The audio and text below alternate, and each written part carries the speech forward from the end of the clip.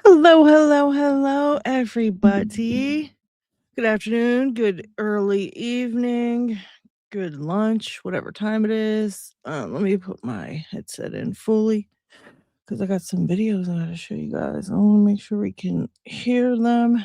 These are so hard to get on, right? I don't know how people wear these. Podcasters wear these all the time. Musicians, I don't know how they do it. Hello, Hachi Key Man. I saw somebody else was here as well. Who's that? John Doe. Hi, John Doe. Hi, Cheeky Man. Hello, guys. How is everybody this fabulous, wonderful day? Um, so yeah, there's so much crazy stuff right now going on. A lot of a lot of corrupt, like unhinged stuff going on. And I figured we could take a look at a few different stories right now that are going on. Not only the Epstein files, but we've got a bunch of stuff with that the whole Candace Owens, Charlie Kirk drama. And there's a couple of things I want to talk about and look at with Cash Patel because he is so super suspicious. And I believe everything you say, Cash Patel. I'm not saying he's lying about anything. Obviously, he's a wonderful, lovely man. He says, after more than 20 years of failed, this is his, right? This is his ex. He says, after more than 20 years of failed attempts, we finalized a plan to permanently close the Hoover headquarters and move the workforce into a safe, modern facility. Working directly with President Trump and Congress, we accomplished what no one else could. When we arrived, taxpayers were about to be on the hook for nearly $5 billion for a new headquarters. We were about to be on the hook for $5 billion. Us, the taxpayers. And so, being the brilliant genius that he is, Cash Patel, scrapped that plan, and they're going to use the already existing rigging building. But I just wanted to tell you that he says we were about to be on the hook for $5 billion. And I find that really disgusting when there's just sending money, all over the place. If they need $5 billion, you know what? Take it from somewhere else. Matter of fact, let's take a look at where a lot of this money has been going. Millions, we're talking millions. In a news story that's kind of broke in the last few days, I would say this young kid has been going around, Nick Shirley, and he has exposed a Minnesota fraud. There's a big bunch of fraud going on. They uncovered over $110 million in one day. Let's take a look. Let me read the full post for you guys. It says, here's the full 42 minutes, and we're not going to watch the full 42 minutes. There's a couple just little clips I'm going to show you. He's exposing Minnesota fraud. This might be the most important work yet. We uncovered over 110 million, I think that says, in one day. Like it and share it around, okay? And basically what they've uncovered is a bunch of daycare centers in different places that are using government funding when there's no daycare centers or anything there. All right. There's no children inside this building. Potentially the largest fraud scandal in U.S. history is taking place in Minnesota, as literally billions of dollars have been funneled through Somali-ran fraudulent businesses.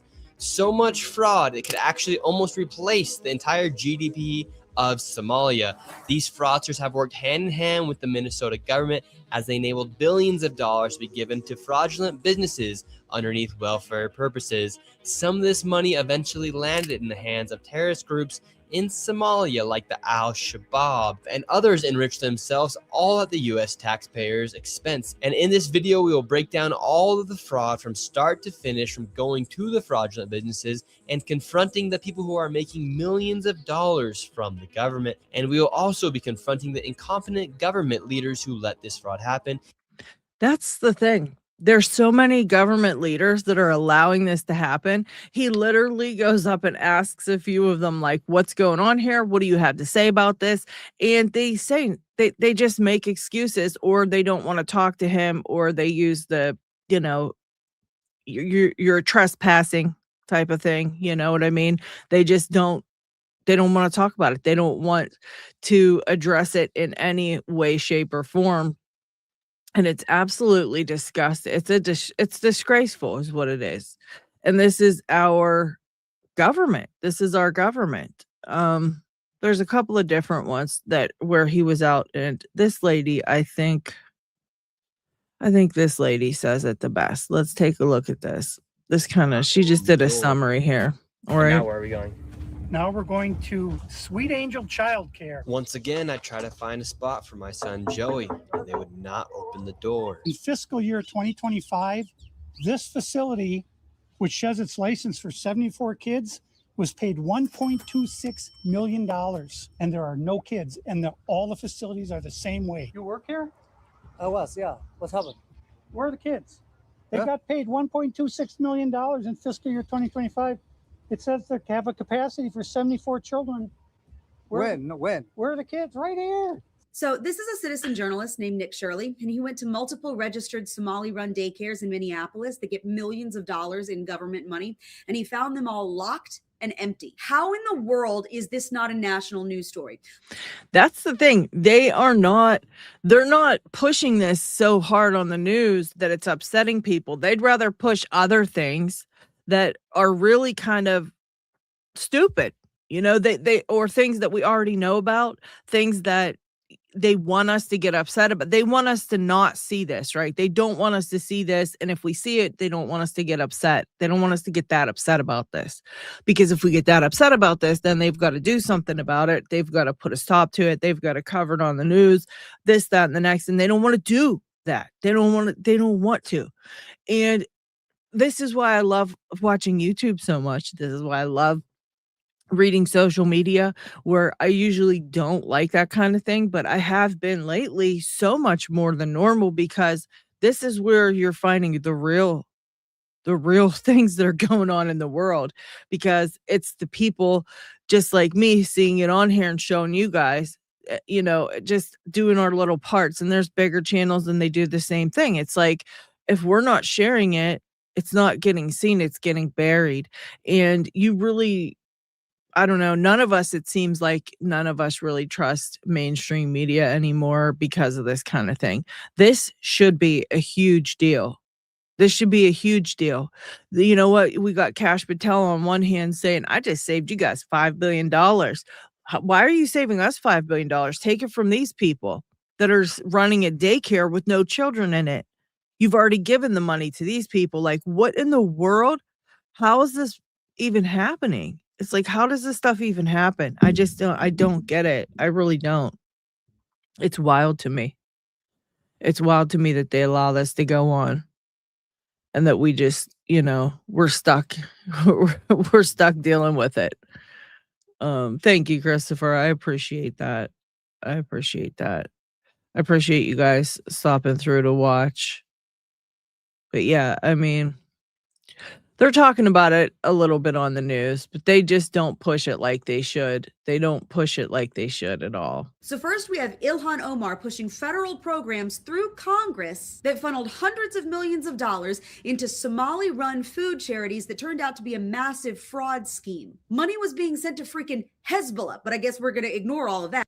And that's food charities. Do you know how many people need food in our country? Do you know how many people are hungry, homeless? You know what I mean? Like, what the hell is going on?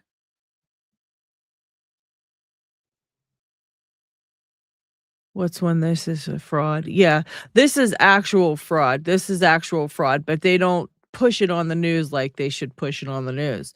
People don't really know about it. If you don't go on X or watch YouTube videos, you might miss it, because it's not run on our mainstream media in our country. They kind of push it under the rug so we don't see it. They want us to get upset at political things, left, right. They want us to argue between left and right, one type of political party or the other. They want us to choose a side and argue with each other so that we don't see all this other crap going on. That's what they want us to do. And so they push stories that will make us upset about one side or the other, instead of pushing stories like this that need to be heard and need to be seen. Now we have dozens of Somali-run daycare centers that get millions in taxpayer dollars and they're empty. Anybody with a news van want to follow up on this? ABC? CNN? Anyone? The American people are being defrauded and stolen from in real time in broad daylight, and nobody's allowed to say anything about it because if you criticize a non-white migrant for blatant theft, you're a racist. Wake up. You are being lied to. Yeah, that pretty much sums this story up. You know what I mean? And this kid, it's just some little. This is some YouTuber that broke this story and followed up on all this and really got its attention. And the kid used to just post jokes and things on his YouTube channel. Well, he's grown up a little bit now. He's on here actually doing real footwork, going into these neighborhoods, knocking on these daycare doors. The one was, let me see if I can find the post from the one. It's a learning center, a daycare center. It says learning center, and it's the learning on the learning center sign is spelt wrong. It's not even spelt right. It's so ridiculous. It's so ridiculous. I just couldn't believe it when I saw it. Let me see if I can find the actual post. And then I've got to talk to you about a couple of other things that are going on here with the TPUSA and stuff like that. It's a lot. It's so much ridiculous. Let me see. I don't know if I kept the one where he was talking to the learning center, but it was a learning center, a building, and he goes up and he's knocking on it, and this is the one. Here we go. This is it. Let me show you. You're gonna Leering center on the outside. From this daycare center, we headed over to the infamous Quality Learning. Look how they spell learning center. It's Leering Center. They don't even have it spelled right. Center, which actually spells Quality Leering Center on the outside of their sign. That's how blatant this fraud is here at this daycare. Don't open up. So this is Quality Leering Center. I meant to say Quality Learning Center. Don't open They up. said they spelled learning wrong. Don't open up. How do you? And look at this. Look at this woman actually standing outside, has no idea what's even going on. She's telling them not to open the doors because she's telling them this is ICE, and it's not. It's just a reporter, wanting to find out where's the children at this daycare center that's getting all this millions of dollars in funding. And there's a woman outside and she's getting mad, telling them not to open the doors. Like she totally has no idea that this money could be helping her. This money could be lowering her taxes if she didn't have to pay for this kind of thing. And yet here she is, ignorant. And I mean ignorant in the real sense of the word, that she just has no idea what's going on. She has no idea. And yet she's standing outside screaming like a goofball. No clue. Listen to this woman. We have ICE here, ma'am. I'm literally a YouTuber. Don't open up. Ma'am, what do you think about the fraud that's taking place here in Minnesota? Don't open up. We have ICE. What do you think about this place being licensed for 99 children Don't open up. and getting $4 million Don't over open the up. It's ICE. $4 million in the last 2 years? Go away. What do you think about that? Are you in Go favor? away. Are you in favor of that? Go away. You know what? I mean, is she absolutely crazy or what? What's going on there?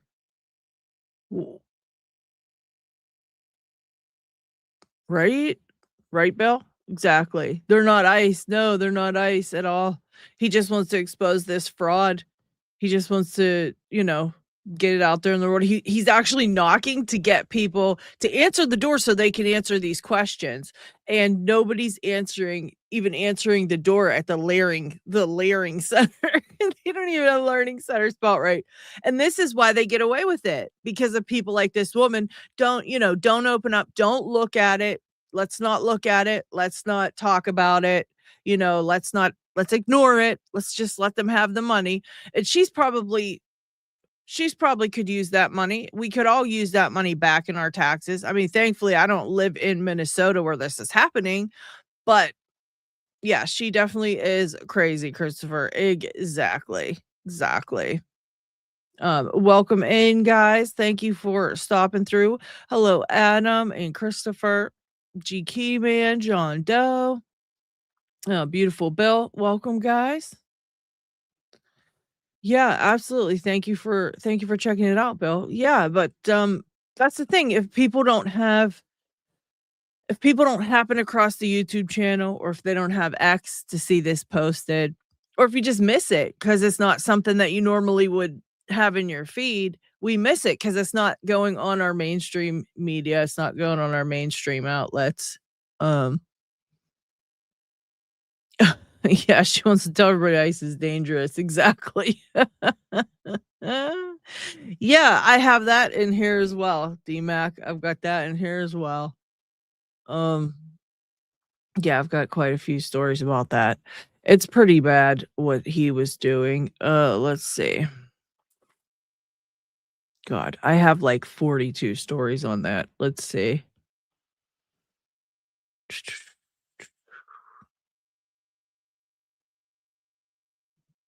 There's just so much crazy corruption going on. We already know we've got Pam Bondi lying. We've got Cash Patel just went on the news and straight lied about it, saying they had no proof that he was trafficking young people. No proof at all. Let's see. Oh gosh, there were so many posts. It was unreal. All right, so we've got Pam Bondi, who says the Department of Justice previously stated we will bring charges against anyone involved in the trafficking and exploitation of the Epstein victims. We reaffirm this comment and ask any victim to please come forward with any information pertaining to any individuals. Now, I want to know, why is she posting this anyways? Okay. We have already met with many victims and victim groups and will continue to do so if more reach out. Please contact myself, Blanche, the FBI. We will investigate immediately. And let's see. Some of the comments were ridiculous. STFU, you useless, corrupt scumbag. Too little, too late. You belong in prison. You'll eventually go to prison for this cover up. Maybe not now, but that PDF won't be president forever. You're going to love the orange jumpsuits. Why did the FBI director say this? He said there's no credible information that others were involved in the crimes, even though they had millions of pages. And this just in, there's millions more. There's millions more pages. They just happened to find them. I don't know where they were, but there's like a million more pages, Trump said. And here, they're not arresting them because they are them. Yeah, FBI Director Cash said Young women too. this might You've be seen the most of the files. Who, if anyone, did Epstein traffic these young women to besides himself? Himself. There is no credible information. None. If there were, I would bring the case yesterday that he trafficked to other individuals. And the information we have, again, is limited. So the answer is no one For the information that we have in the files. in the case file. Okay. Do you hear that? I mean, is that absolutely the most disgusting thing you've ever heard in your life?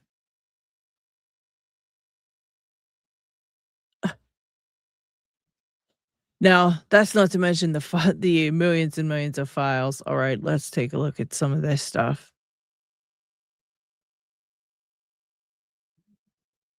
Yeah, let's see.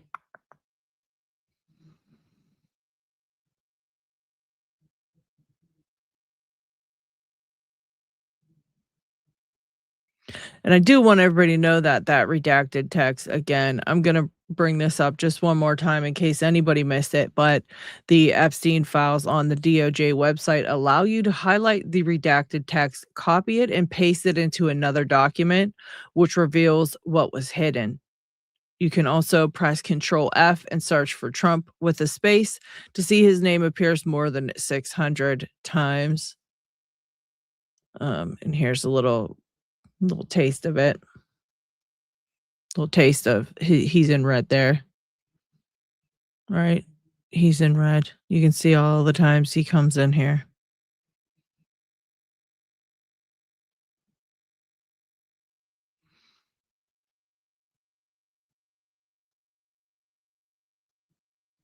Trump with a space. So when you're searching the files, if you search just Trump, you get 0 results.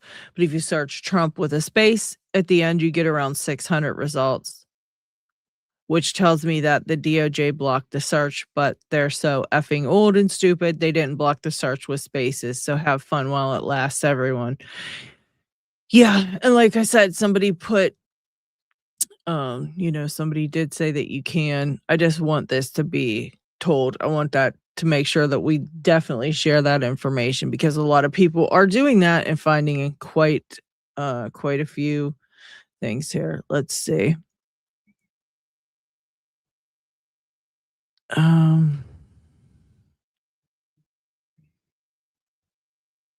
Yeah, the Department of Justice did break the law too by not even having it in time. Hang on a second.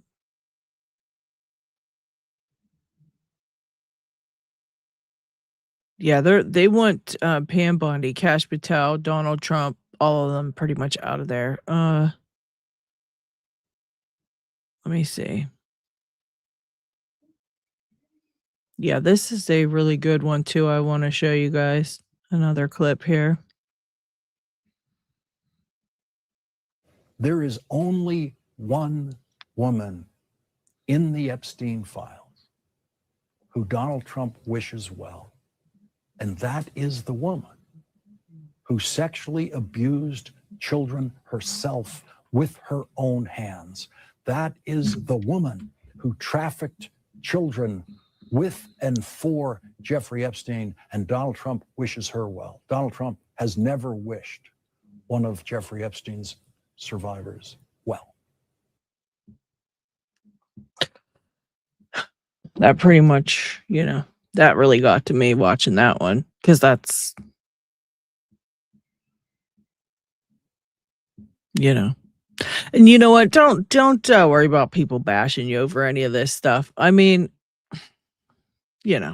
I wouldn't let it get to you at all, Christopher, if I was you. I really wouldn't.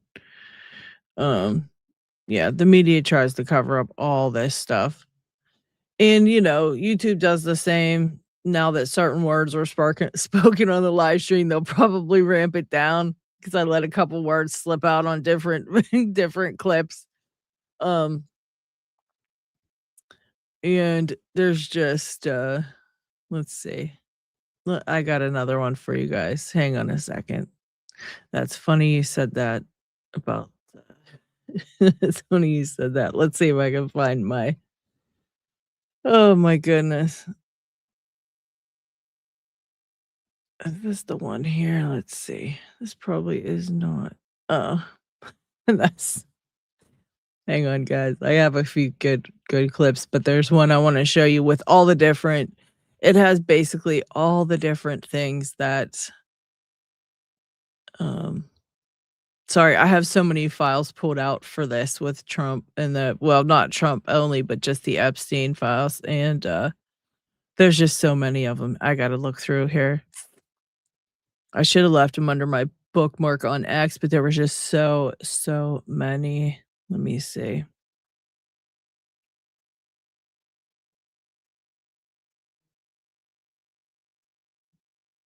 There's just so many.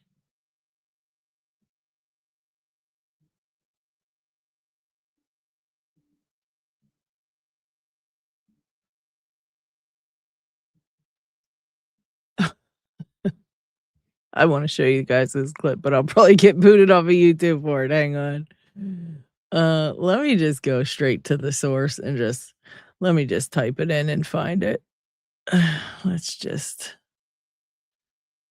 go to the main page, because I'm sure there's plenty on here.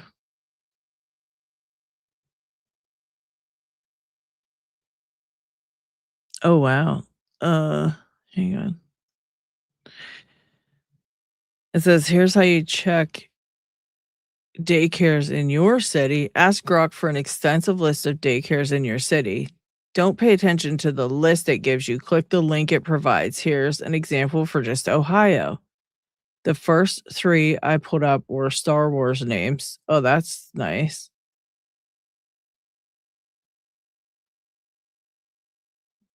First choice childcare, better choice childcare. Yeah, he says, go hunting, everyone. You literally can't find a single mainstream media article about the Minnesota fraud, not even one.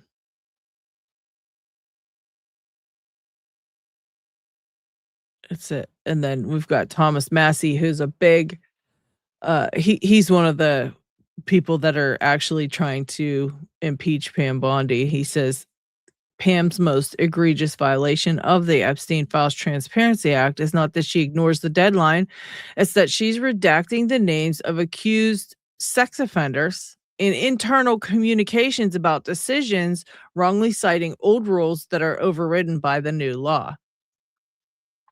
She's redacting things. They actually redacted all kind of stuff, but forgot to redact a victim's name that they were supposed to be redacting. There's just so much stuff to look through.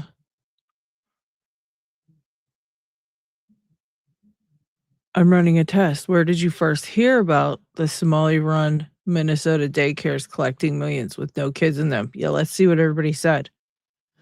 X. This one heard about it 10 years ago. Somebody heard about it in 2001. So they've been hearing about it for years.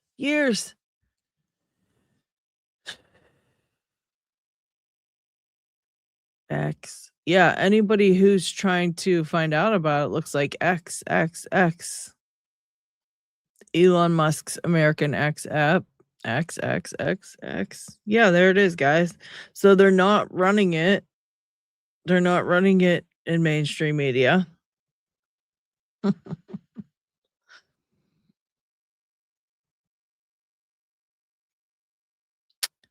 Cash Patel says the online attacks against him and his girlfriend Alexis Wilkins are driven by jealousy over their relationship, and he says he is now over the target. Envy and resentment. Oh, good. Another clip of On a personal level, of course, I wish we didn't have to deal with the attacks. Like, she should be out there touring and crushing it on the country music stage, as she always has been. And she shouldn't have to deal with the collateral consequence of just being the FBI director's girlfriend. But I think with the hypersensitive nature of the media, especially the social media space, people come at you because it takes me back to like when I first did a investigation of consequence, Benghazi or Russiagate or what have you. They always said it's going to be the loudest when you're over the target. And yeah, it's been the loudest for us in recent history because she's doing amazing things and the FBI is doing a great job for the American people. The FBI is doing a great job for the American people. Oh my gosh. Oh, she's doing the FBI is doing a great job for the American people, guys. 100%. Yeah, there's a lot going on with that whole Candace Owens thing as well. Let's see. Did you tell Trump his name appears in the Epstein files? But Cash Patel said no. Did you tell the Attorney General? Let's see this one. Did you ever tell Donald Trump his name is in the files? I have never spoken to President Trump about the Epstein files.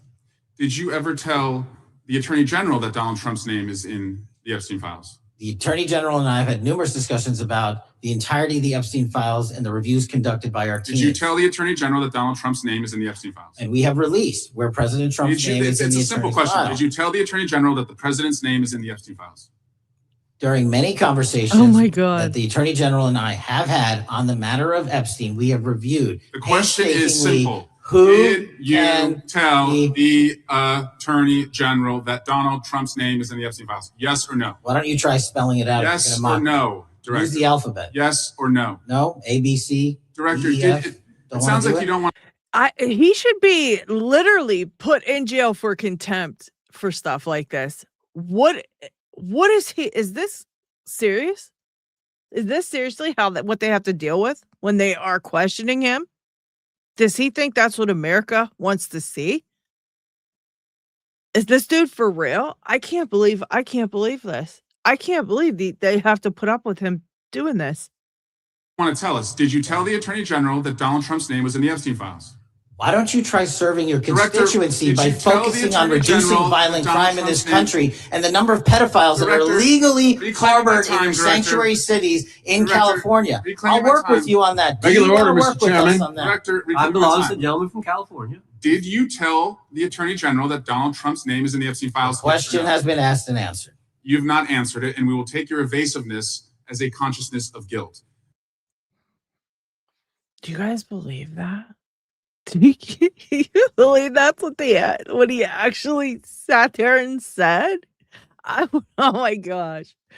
I gotta give this guy credit. The guy asking the questions. I really gotta give him credit because I would have waited till after that. I would have met him outside and I would have kicked him square in his junk. That's what I would have did. That's why I'm not in politics. I would be in prison. I would have just although, yeah, I don't know. I cannot believe that's how he answers these questions when he's asked about this stuff.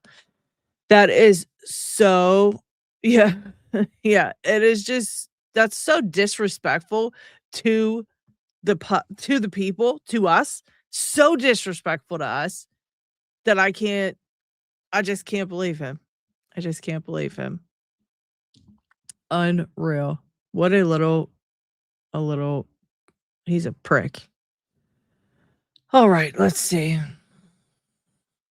Yeah, the names mentioned on the Epstein list are so influential that revealing them could topple both governments and the entire global entertainment industry. I agree with that one. I agree with that. And I think that's why they keep being so evasive with everything. I totally agree. Representative Jack Kimball says my one hope for 2026 is that Erika Kirk somehow pisses off 50 Cent. I gotta repost that one. That's a good one. I hope so too. I hope so too.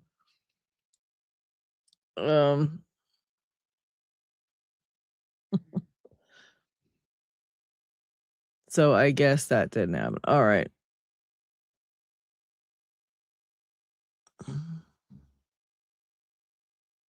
Assassinated. Yeah, Candace Owens is the TPUSA headed by Erika Kirk thought it was a good idea to put up a replica of the stage where Charlie Kirk got assassinated. Yeah, Candace Owens is the tasteless one. This is TPUSA's version of the holiday nativity scene in the manger. I'm surprised they didn't set up an arcade so people could shoot at the speaker with a paint gun. That was a good one. That was so good. Sure, that's in bad taste, but they desperately need the money now. So this is real. Watch this. And you can see from behind me, this is a recreation of the tent where Charlie Kirk lost his life at Utah University in September, and people are taking selfies with it. How accurate is this recreation? Are they going to immediately pave over that recreation 2 days from now? Is that what's going to happen? Does it also have no blood anywhere, just like the real event? Are there plainclothes feds giving hand signals to each other inside the tent? Is there a guy with a palm pistol? How real is this? Nothing says holiday selfie like taking advantage of the replica assassination of it, since you weren't lucky enough to be there for the original. Hey, if you missed Charlie's assassination, don't worry. We've got a recreation. By the way, I heard that's not a recreation. I heard that's the actual tent.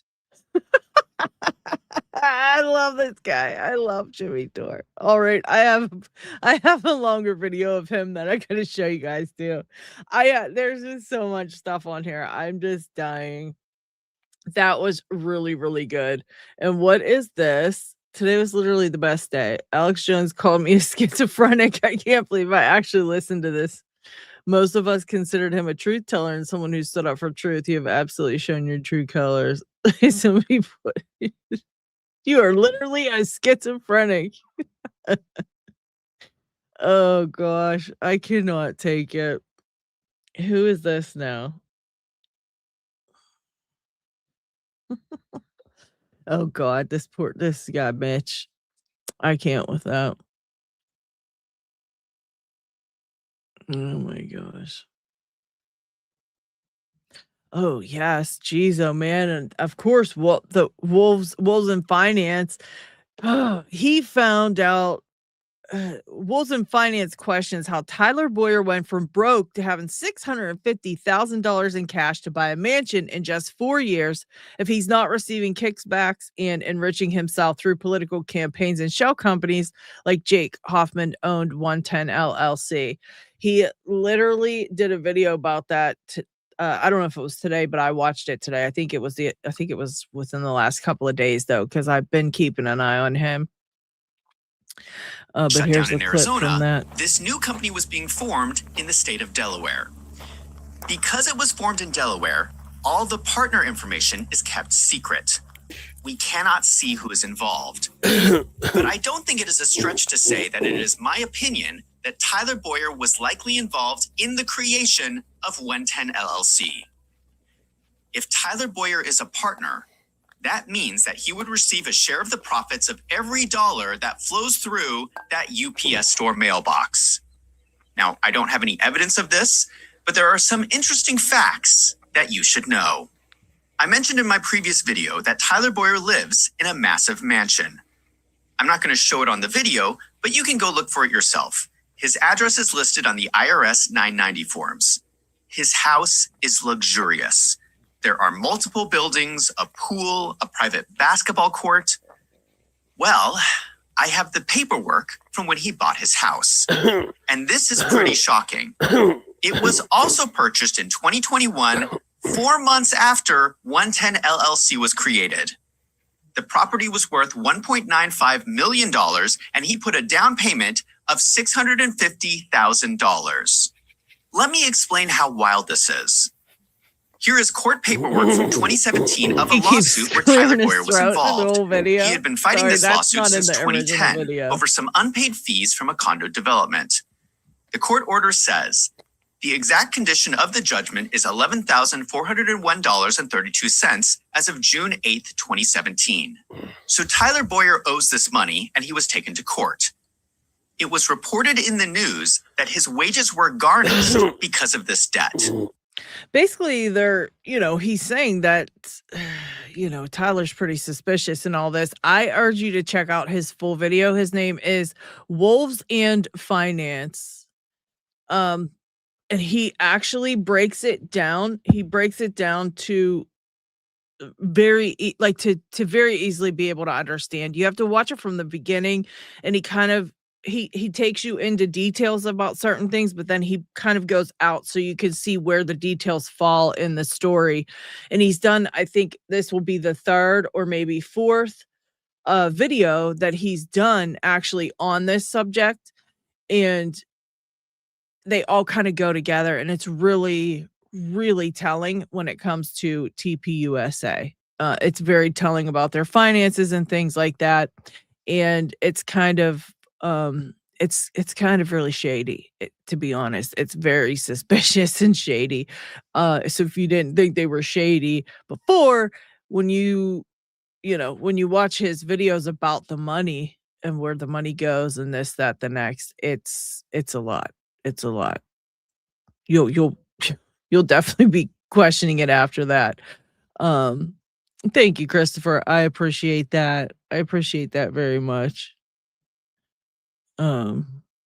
Yeah, as the saying goes, follow the money. 100%. 100%. Yeah. Well, it said that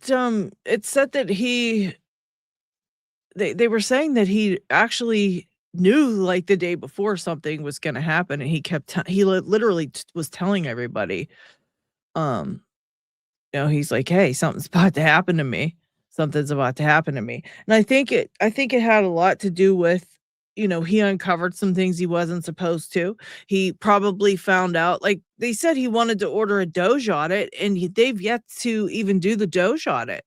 Like Erika Kirk has not ordered that Doge audit that Charlie definitely wanted. He wrote a letter about it. He sent it out to everybody. He said, listen, want a Doge audit done? He took Tyler Boyer out of the COO position or whatever he had. I think it was a COO. took him out of that position and said he wanted to doge audit. They've not done one yet. And this Wolves in Finance is showing us why they haven't done one. They're showing us why they haven't done one. Yeah. Yeah, and the whole thing looks suspicious. I just saw that one I just saw that hand pistol one where the guy was like this, and you could see like right in between his fingers, right as it happened, he went like this. The other guy's going like this, and then that guy goes like this, and boom, everything explodes. I've seen it. It's very suspicious. It's very, very suspicious.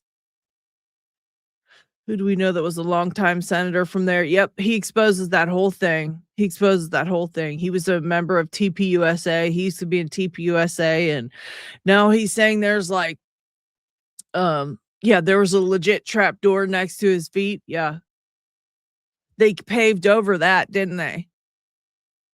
Yeah, I was not a fan. I'm not a fan of Charlie Kirk. Let me tell you something. I didn't follow him. I didn't know anything about the dude. I really didn't until this whole story erupted, and I'm starting to read about it. And I happened to catch, and I never watched Candace Owens either. Never bothered with her. And then I caught this story, and I'm like, this is so crazy, right? This is so wild. So this like so obviously like a cover up. So obviously something strange is going on here, and I just got sucked in, guys. I was like, what? And I start like watching everything and seeing all these things, and I'm just like, they're just trying so hard to make us all think we're crazy, and they're doing all this in our faces. Last time I went live, I showed you when they had JD Vance come out on stage at that AmFest, they were playing that song. What is it? Tall, cool woman in a black dress. And it talks about shooting a guy named Charlie at a table. They played this song as he's walking out on stage and hugging up on Erika Kirk. So they're like doing all this shit right in our faces. They got the booth of, where Charlie Kirk got shot. Like he was saying, he's like, yeah, you can get your picture taken. I'm surprised they didn't charge for you to get pictures taken there. To be honest, I thought they would charge a fee for that. I thought they would be charging a fee. $39.99. Get your pictures now. Let's see.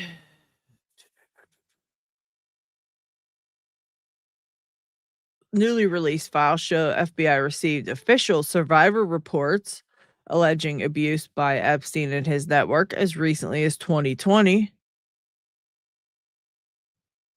So yeah, his network is not dead.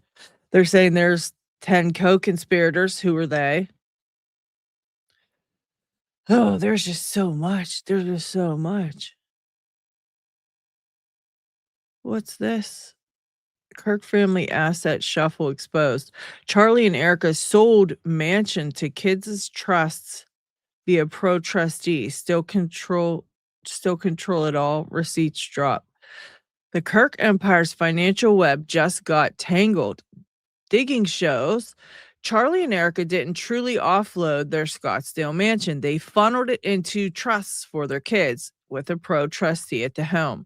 Shell game or smart planning? In this saga, nothing is innocent. Key receipts.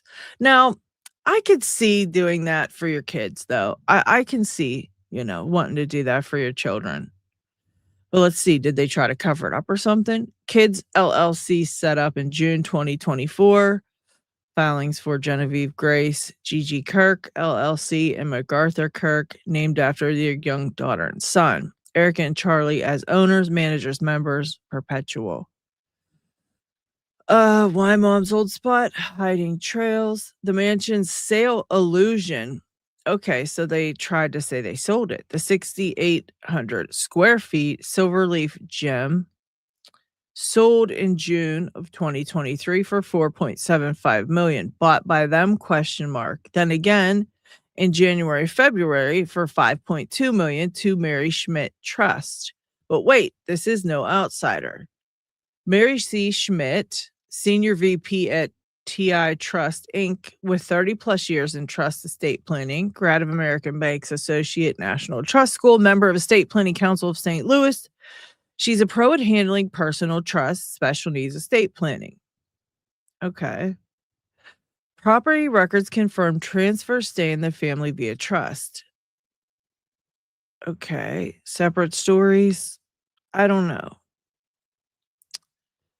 The matrix cracks. Demand full disclosure. What's in the trusts? Subpoena the docs. Well, I don't know about all that. What do you guys think about the trust? I don't know that that's strange. I don't know. I mean, when you're rich like that, you want to have your stuff in trust for your children. That's the smart way to go about it. So, they don't have to pay all this stuff for their children, but deed or trust. I guess if they tried to say they sold it and they're trying to hide it, but I don't know. Mitch Snow's son just confirmed his father was at Fort Echuca because the mom called him on September 9th. Swing and miss, Gary. Okay.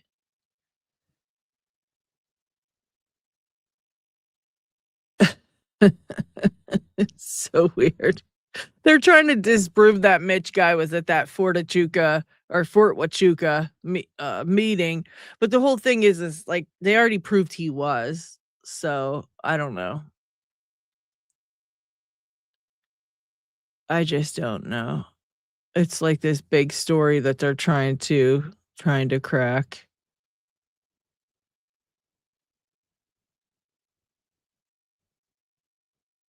Oh, I can't stand that woman. Okay, let's see.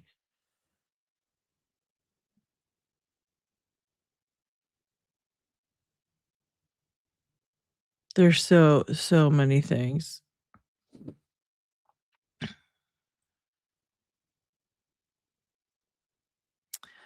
What is this about? As of today, how would you rate your level of support for Nick Shirley? I mean, that's the kid that broke that story, right? So what is that about? Why would anybody need a support level for that? Yeah, and then this whole stuff with these text messages and metadata showing that Erika Kirk was not was out with a walk with her children on September 9th.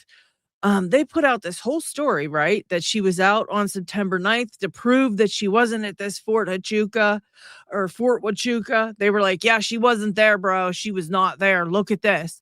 And they show pictures of her phone and her supposedly taking pictures of these children that she went for a walk with, which they said the boy's like an infant, so I don't know who the boy is in the picture. But regardless, they show these pictures for her to prove her alibi for this Fort Huachuca story. However, they said they saw her on the 8th, not the 9th. She's like, here's where I was on the 9th, fuckers. I wasn't even there. What now, bitch? And they're like, yeah, we know you weren't. We never said you were there on the 9th, you weirdo. We said you were there on the 8th. So it's like they're trying to so hard just to throw people off of the scent. It's like, we weren't there on that day. Well, no shit. Nobody said you were there on that day, but they make it a big story. All these people were talking about it. Like, here it is showing she wasn't there. And at the end of the day, nobody said she was there. So they try to throw people off in that way as well. And I just find I find it even more suspicious when I see that. I really do. And look, here's kittens for everybody to see. That's nice. That actually makes me happier because,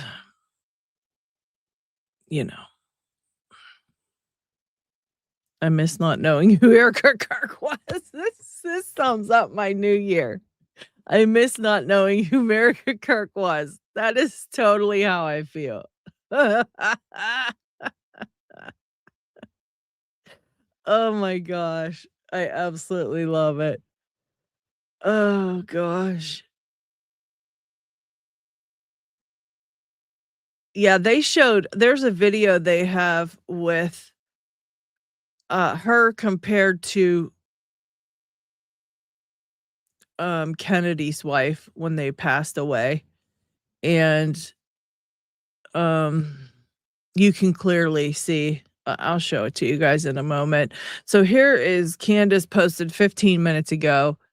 She said, reposting with new information. So this is breaking new information and the whole Candace Owens, TPUSA, Erika Kirk, Mitch Snow, blah, blah, blah, the story. All right. Dun, dun, dun. Here it is. Totally agree with you on the below. While I was never fully committing myself to rely on Mitch's memory, the frankly bizarre misinformation campaign, which now includes his ex-girlfriend's estranged sons, and periodic emotional breakdowns from Alex Jones lead me to believe we now need solid information on the whereabouts of all mentioned so we can move on. And I agree with her on that.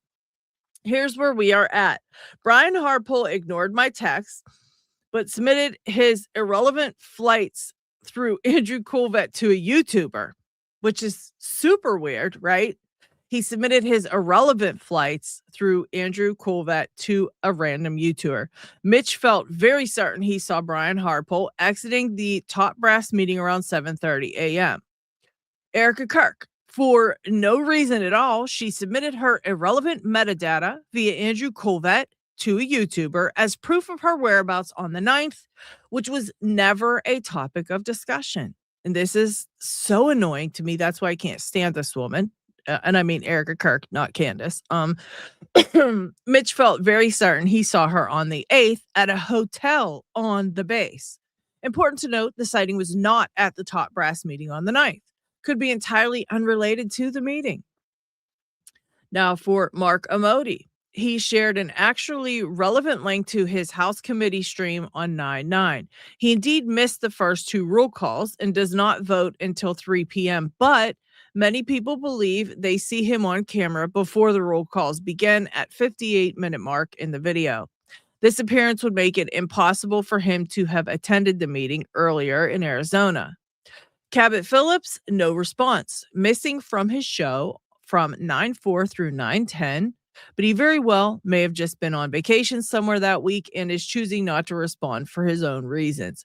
If you have any information about the above, please email moretips@candaceowens.com. Yeah, I think that pretty much sums it up very, very certainly, you know. Brian Harpole and Erika Kirk both submitting like information through Andrew Coolvet to YouTubers is strange. If you really wanted this information to have a stopping point and you really wanted this information to be done with, you would send it to Candace and be done, right? Wouldn't you go, here, girl, here's where I fucking was. Quit asking about it. Quit posting about it. Here's where I was. Here it is. Now shut up. Instead, they go through all these random sidetracks and they give you the incorrect places. Like if you were like, Jen, where were you on Wednesday? And I was like, bitch, Thursday I was at the doctor's. And what? So what? I asked you about Wednesday, not Thursday. And I was like, bitch, I said Thursday I was at the doctor's. What more do you want from me? like for real? What more do I want to know where you were on the day I asked you, not the day later? Christopher said this chat rocks. We do have some great chatters today. But yeah, it's super annoying when they do this shit.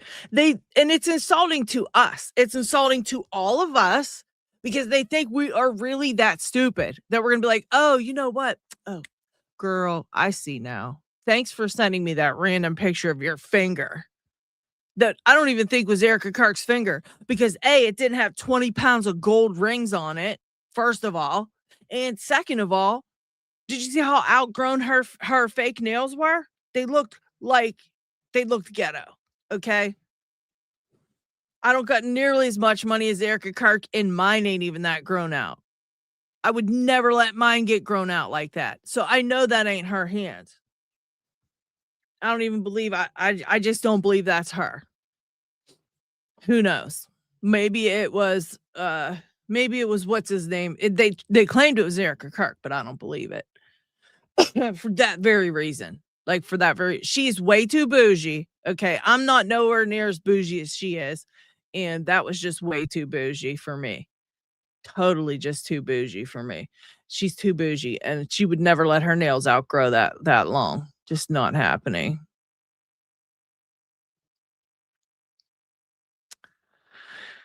Oh, let's see.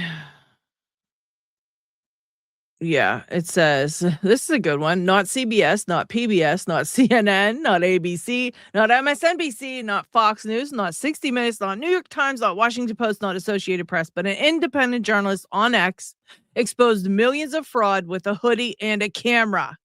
Keep going, Nick Shirley. And I definitely going to repost that because that's a good one.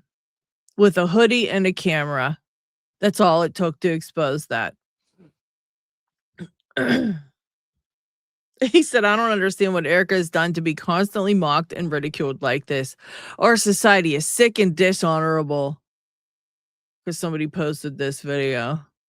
Well, you know what she does that makes people react like this? She comes out on stage and she acts like she's, better than everybody. She gives fake advice, lies to young Christian girls who just want to ask advice on dating, lies to their faces, lies to all of us, tells us 42 different stories, acts like a jerk, and, makes everybody suspicious about whether she had a hand in the, ending of her husband. People react in a certain way because, okay, here we go. This is funny as hell.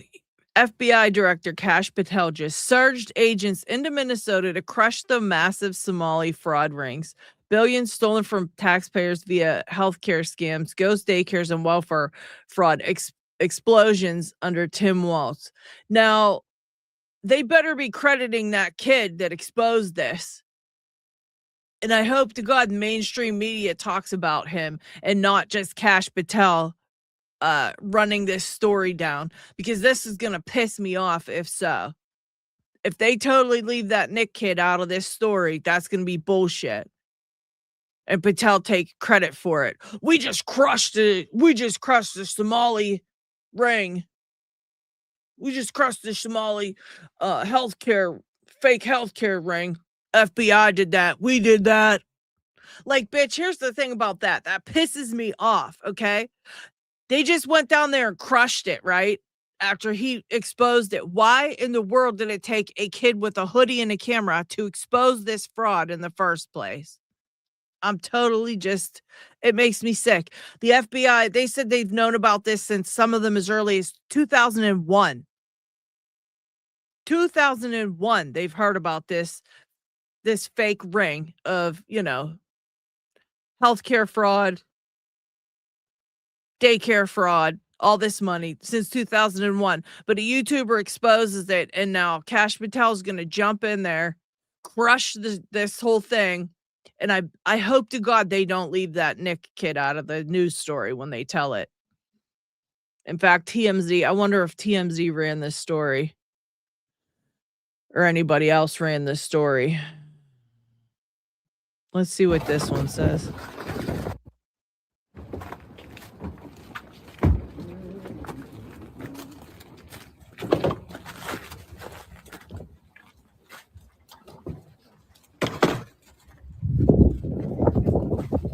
Are we sure this isn't just the FBI cleaning out their office? I don't see anybody getting arrested.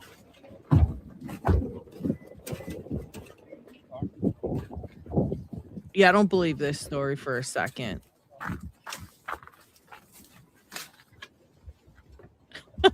They want us to believe that? Who got arrested? Where's the handcuffs? Where's anything?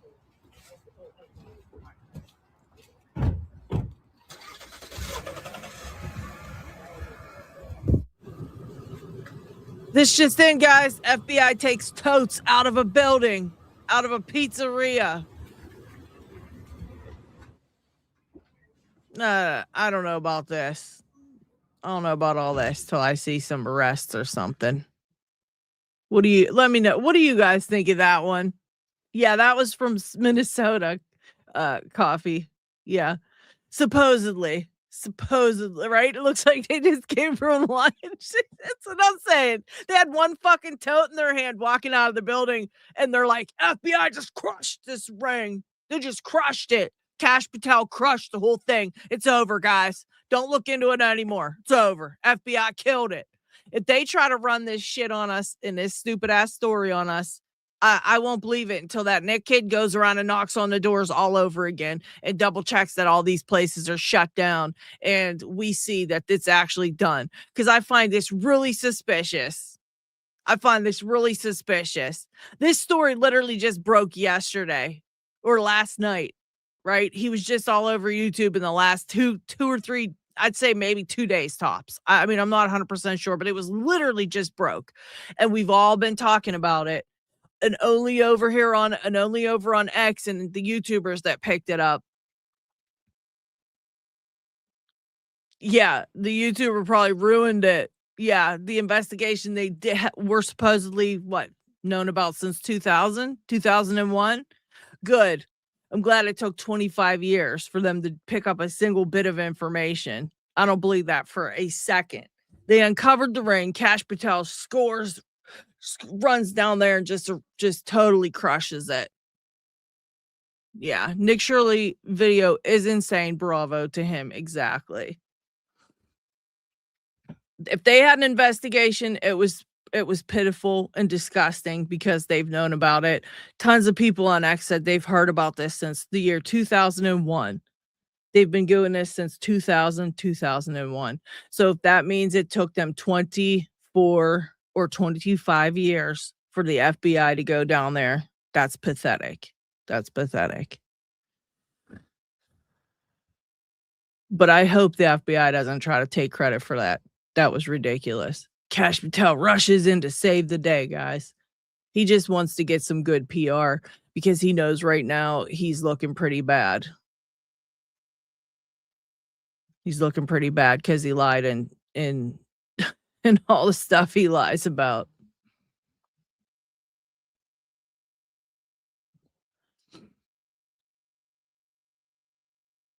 Oh my gosh. How many things is this woman just going to be on in a day? I swear I see her on 5 million things. Remember when we thought the Somali fraud scandal in Minnesota was $1 billion? Which there's a good chance it's more than $9 billion, and we're just scratching the surface. Tim Maltz, call your office. Let's see what this says. We go back to the state of Minnesota, where what was once reported as a $1 billion fraud scandal has turned into so much more. Among the $18 billion, I know you said it's a significant amount that is fraud. Is it a majority? Is it up to half? How much of it is legitimate? I don't make these generalizations in a hasty way. So when I say a significant amount, I'm talking in the order of half or more. That was first U.S. Assistant Attorney Joe Thompson, who's Why is Joe Thompson smirking in this interview, by the way? Why is he smirking about 9 billion United States citizens' taxpayer dollars being used in a fraudulent manner? What's so funny that he's smirking about it in this interview? Oh, gosh. They disgust me. Leading the investigation into this bombshell Minnesota fraud scandal. And as we talk about this, and these numbers sound more and more crazy and abstract, one thing that we want to make sure that we highlight is the real world implications for people. Obviously, losing $9 billion or more of tax dollars is crazy and terrible, but it also is taking away access to services to people who actually need them. Here's a representative of Minnesota's disabilities community. 600,000 disability people in the state of Minnesota. That's how he should look right here. You see this guy? He's pissed, right? That's how he should look. That's how this first guy should look. So why the hell did he look like this? Let's look at his smirking ass face. Why does he look like he's having a good time talking about it? I know you said it's a significant amount that is fraud. Is it a majority? Is it up to half? How much of it is legitimate? I don't make these generalizations in a hasty way. So Maybe you should quit smiling about it. That pisses me off. disability people in the state of Minnesota that could suffer. And sadly, it's quite interesting that we have Governor Walz speaking in front of the state and saying that this fraud is nothing but the side. But my people are done suffering. One thing that we talked about in the Doge efforts, but also later in the Big Beautiful Bill efforts to cut fraud, waste, and abuse in programs like Medicaid, is it's not just a numbers issue. It's not just abstract billions here, abstract billions there. It's the fact that when you have these services full of fraud, waste, and abuse, whether it is able-bodied men or whether it is just simply false applicants in the program, it makes it more difficult for people who actually need services to get it. And so as investigations into Tim Walz's mishandling of this, Attorney General Keith Ellison's cover-up in this, and everybody else who is involved in this continue to come to light, you need to understand those real-world consequences for people, and also look at every Democrat in Washington who attacked those efforts to cut fraud, waste, and abuse in Medicare and Medicaid that would have found things like this.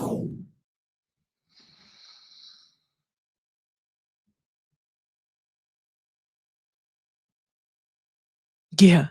Yeah. I don't know why he's smiling over there. I really don't. I don't know why he thought it was funny.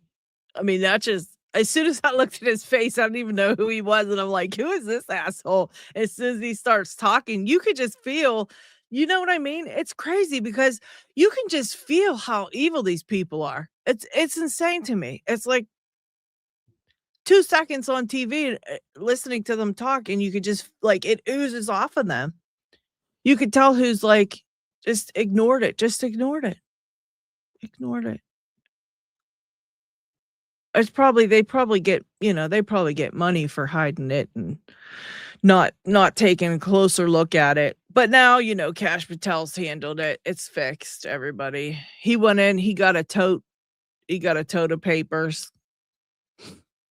He got a tote of papers. So everybody, guys, calm down. We're going to be fine. Cash Patel went and got that tote today with 25 of his guys. Did you see like 25 of them coming out of there?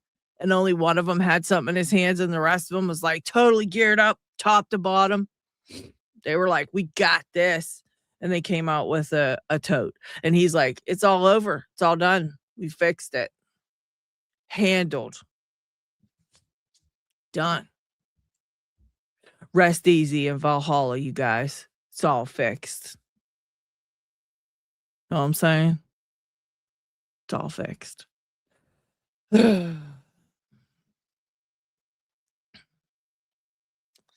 where is... let me see. I wanted to show you let me see if I can find... I'm sharing this one with you guys. It's terrible, but I have to share it because it's also You're hilarious. not denying. Does the White House have a response to these new Epstein emails that show that Trump, he did it? Who? Trump did it. Did what? He did everything you guys are thinking he did. He and Epstein? Yeah. Mm-hmm. You're not denying it? Nah, fuck it. And also we killed Epstein to keep him quiet about this whole thing. Which was obviously a waste of time, but, hindsight's 2020. Hindsight's 2020. Wow, I didn't think you'd come out and Okay, so now that that's out of the way, we're so excited to announce that Trump is going to pardon 5 turkeys this year instead of just one. But we were just as a kind of joke because he's been doing so much pardoning of like criminals. That's pretty good. Yeah, that's funny. That's turkeys are funny. Just move on. Funniest this Epstein thing. Yeah, nothing's going to happen with that. Trust. But this is above and beyond. Nah, it's not. But the Democrats, they might. No, they won't. Look, our people are still going to support us no matter what happens. And the Democrats, look at me, and the Democrats are still just going to do infighting about how the progressives aren't trying to understand where the right is coming from enough. And everything's going to go back to normal. So just don't worry about it. Let's just talk turkey. It's better that way. Let's all just talk turkey. Okay? Okay. Let's talk turkey. Also, Trump might have gone down on Bill Clinton. Turkey. Does the White House? I cannot. These are terrible, terrible times. I have to just, I can't. That's exactly what sadly, that's pretty much what it's like. That's pretty much what we're dealing with right now. And we're supposed to just they're just like, shh, just shut up. It's all just quit talking about it. Quit asking about it. It's ridiculous. Just ridiculous. Let's see.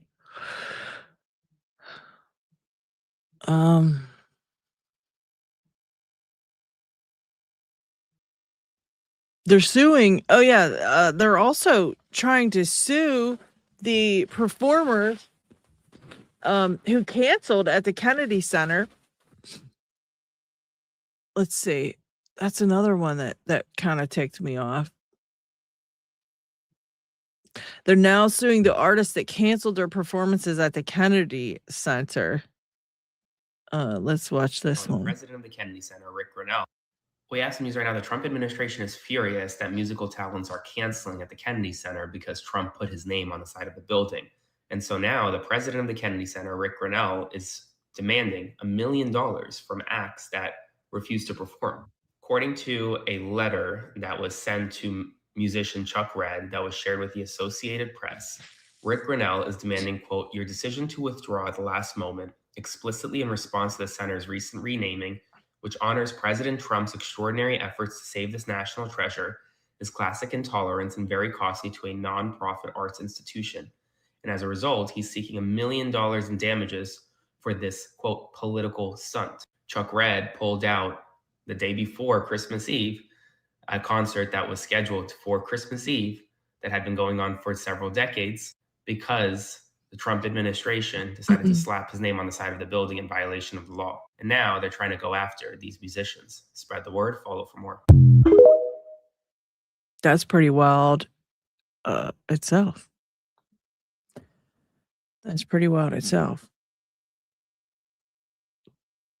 They're kind of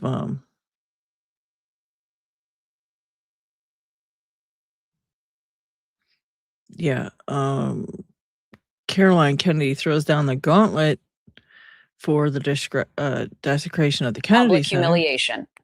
No one realized this, but the moment Trump tried to slap his name onto the Kennedy Center, Caroline Kennedy went straight for the throat. Strike one, public humiliation. Caroline took to social media and said it outright. Trump is not qualified to put his name on the Kennedy Center. This wasn't an honor. It was a desecration of JFK's historical legacy Wone statement, and she locked in the moral high ground. Strike two, the legal nuke.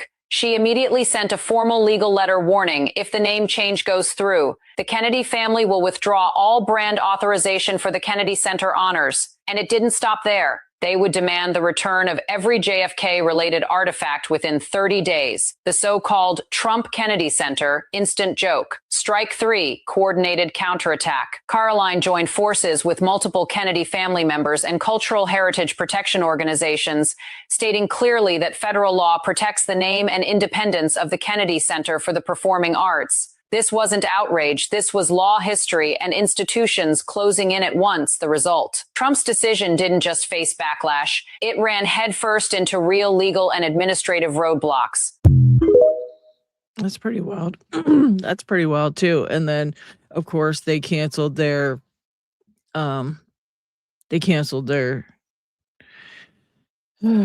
musical acts and things like that because people were pissed about it. And I guess they're suing them now. And somebody posted this. Didn't realize that was this many things. 64 times mentioned in the Epstein report, although somebody I thought said it was 600. But this was just like a long list of things about the president that I thought you guys would want to see. And I wanted to find, let's see, maybe it's under this tab. Oh, wait.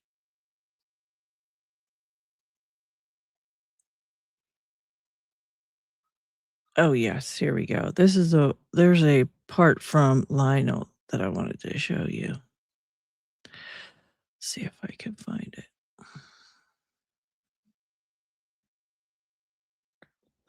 He does a little piece on Candace Owens, but I don't know if he shared it on his page or if someone else shared it.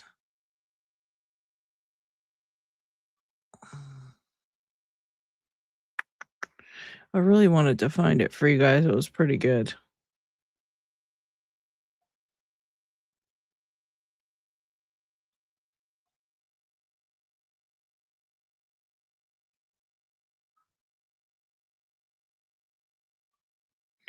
Damn it, damn it, damn it. He does a video. I might have to go to his YouTube channel to get it.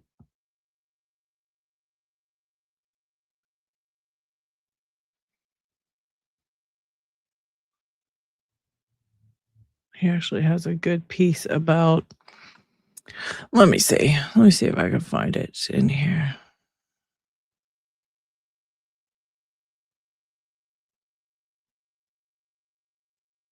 Oh God, yeah, there's a big bunch of suspicion. Let me bring us to this instead. So they said that Tyler Robinson's lawyer, Michael Burt, connected to the SD card thief, Terrell Farnsworth, and the Egyptian planes. And Jimmy Dore goes nuclear. Yeah, Jimmy Dore actually sums this whole thing up right here. Let's have a listen to it. Tied to suspects who control it. How can Tyler get a fair trial when his own lawyer is tied to suspects who controlled audio, cameras, and the evidence? So here's even more shady stuff about the Tyler Robinson, Charlie Kirk assassination and investigation. So it seems like they're setting him up as a patsy. And even with his defense team, we had somebody come on talk about how it was weird that the court is appointing this defense lawyer, and the defense lawyer was not interested in facts and stuff. Remember that? We had that woman on. But so here's Project Constitution says Mormon Mafia bombshell. Terrell Farnsworth. So now, do you know who Terrell Farnsworth was? I'm pretty sure Terrell Farnsworth was the guy who took the SD cards out of the camera. And then could you look it up as if that was who he was? I'm pretty sure that's who he was. He took the SD cards out of the cameras that were behind Charlie Kirk. And then taking the SD cards. And then he lied about why he took them. At first he said the cops told him. And then they said the cops didn't tell you that. And then he said, oh, no, we did it because I was afraid they're going to steal them. Well, you would take the whole camera. You wouldn't just take the SD card. You're afraid people are going to steal the cameras. So Terrell Farnsworth, that guy who got caught lying about why he took the SD cards, his cousin is a lawyer on Tyler Robinson's defense, while father-in-law was former vice president of Duncan Aviation. What does this mean? Let's look. So Project Constitution says, myself and Mia Stretch just uncovered 2 massive bombshells in the Charlie Kirk assassination investigation. Terrell Farnsworth's cousin is a key attorney on the shooter Tyler Robinson's defense team. What? What? Come on. Come on. And his father-in-law was former EVP COO of Duncan Aviation, the exact company tied to the suspicious Egyptian planes tracked on the day of Charlie's murder. You got to be kidding me. Really? First, the defense conflict. Michael Burt, high-profile San Francisco attorney, is directly related to Terrell Farnsworth, the TPUSA AV guy who yanked SD cards post-hit and contaminated the crime scene, which that's what he did. But that's what they wanted to do. That's why they paved over the crime scene 2 days after it. They wanted to contaminate the crime scene.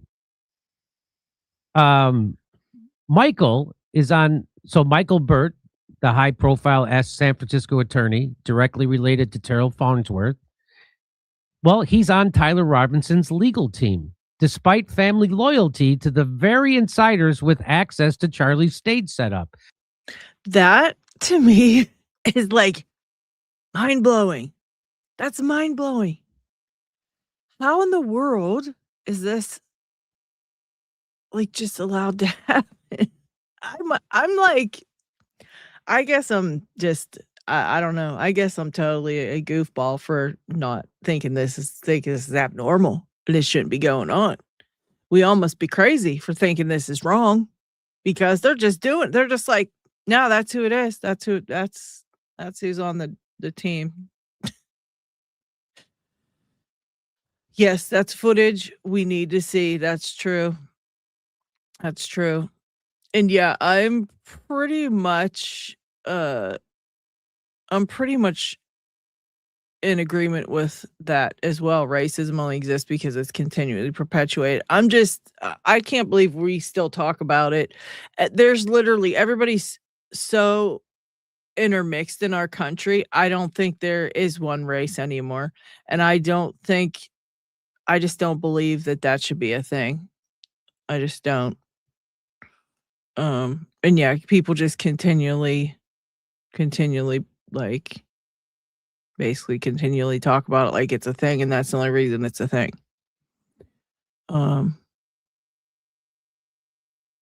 Yeah, yeah.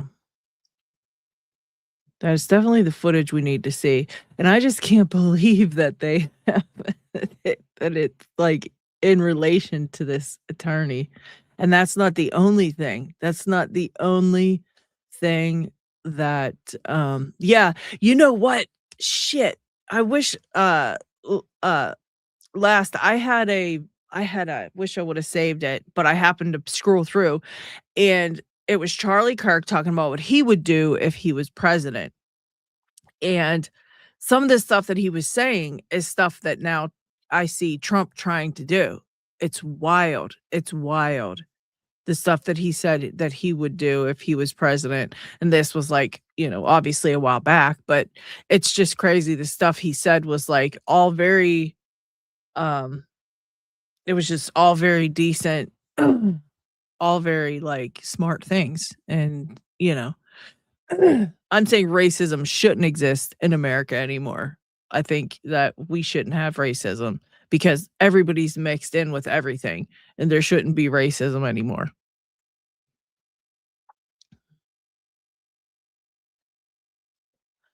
But yeah, the stuff he's saying as president that he would do was all just really brilliant things that I wish we could have seen. I wish we could have been able to see it. But I think what they're trying to do is they're trying to push JD Vance next. They're trying to push JD Vance for president now. That's who I think they're going to try to get to run the country next. And I'm just terrified of anybody that they try to push on us. You know what I mean? I'm just so tired of tired of them trying to push things on us and try to tell us, hey, it's such a great idea. This guy's perfect. This guy's great. The influence anymore is just out of this world. The fact that so many people can be influenced is what cracks me up. Because if somebody you hear talking tells you something, if it's a fact that you didn't know, okay, that's one thing. If I tell you, look, this happened January 5th, it's totally crazy. This is, something that's outrageous that would make you change your mind on something. That's one thing. If I say, I like this purse, now suddenly you like it, you're influenced by me liking this thing or having an opinion on this thing. That influences you. I feel bad for you if you are influenced in that way. Because that's what's happening. There's just so many, I feel like so many weak-minded people that get they just get influenced by people's opinions instead of figuring things out for themselves and going by facts and things that they actually see and they actually hear to form their own opinions. They go by, well, I like that person and their opinion is that, and so I should have that opinion as well. And it's not the way the world should work. And I think they're taking advantage of social media influencers, which obviously they are. I mean, that's why, you'll go on there like with this Candace Owens and Charlie Kirk and TPUSA whole situation. You can literally go on there and you can see every day somebody's posting something that's for Candace, somebody's posting something that's against Candace, somebody's posting something for TPUSA, somebody's posting something against TPUSA. And these are social media influencers that are doing it. They're the ones posting these things, right? Because they think that there are so many people dumb enough that are going to just going to read this post and be like, yep, there it is. That's the truth. I believe it. Instead of people reading the whole history, going back to see what are the exact facts, what's the facts here? What have they proven here? What are we looking at? And making their own judgments. They rely heavily on social media influencers, and that's sad because there's way too many people that can be influenced. You know what I mean? There's just way too many people, because you're not going to come here and you're going to give me your opinion and think I'm going to change my opinion because you tell me yours. Cool, you have your opinion, I have mine. Moving on. Now, I might respect you and like you and go, you know what? Maybe he has a valid opinion. I'm going to check. I'm going to dig into this a little bit, see what I think. Maybe I should start looking at it a different way. And then I might start doing my own legwork and try to figure it out. But I think it's just people are just way too easily influenced by social media, basically influencers. And that's their job now. And they're literally out here getting paid to influence us. And people are still falling for it. Even though they know these people are in the pockets of all these other people, they still are like, let me follow it and see. It's just crazy to me. It's crazy. The fact that so many people are that easily influenced is scary to me. It's like, grow a pair and stand up for what you think and your own convictions, and go do your own research and double check on things before you just listen to a random person and go, oh yeah, that's what I think now too. Like, that's so crazy. All right. Now, that's not the only thing what Jimmy Dore says. This is Project Constitution over on X, by the way, and they are brilliant. Okay. Project Constitution breaks so many stories. It's insane. Project Constitution's got their finger on the pulse of the world, I must say. At least when it comes to certain things with this Charlie Kirk assassination, certain things with politics. Project Constitution really has been finding out information so fast. I don't know where they're getting it from, but it's so fast. So go give them a follow over on X if you are on X. And obviously Jimmy Dore, he's hilarious. You got to follow him as well. But let's hear the rest of this, because it's not only Michael Burt, the attorney that's directly related to Terrell Farnsworth, but there's more. But wait, there's more, people. It gets even more fucking insane. Are you ready for this? Isn't that weird? Yes. Yes, it is. Yes. This is a blatant conflict of interest. Subscribe. How can Tyler get a fair trial when his own lawyer is tied to suspects who controlled audio, cameras, and the evidence? Yeah. It's screaming setup. Tyler's being railroaded as the patsy while real players skate. Next, the aviation link. Terrell's father-in-law, Dwayne Burt, held top executive roles at Duncan Aviation's Utah facility, where those Egyptian registered planes flagged in Charlie's threats and pre-attack searches were located the day of the execution. Dwayne's expertise and connections in elite aviation circles put his family smack in the middle of the Egyptian planes mystery. Coincidence? Or direct access to the tools needed for a sophisticated hit? The bigger picture, the Farnsworth-Burt clan is embedded in Utah's powerful Mormon mafia. Intermarried elite families, often sharing polygamous pioneer roots, who dominate politics, business, and institutions in Mormon-heavy states. Known for insider networks, loyalty to establishment figures like the Romneys, and quiet control over key sectors. These aren't random players. They're connected old guard protecting their own.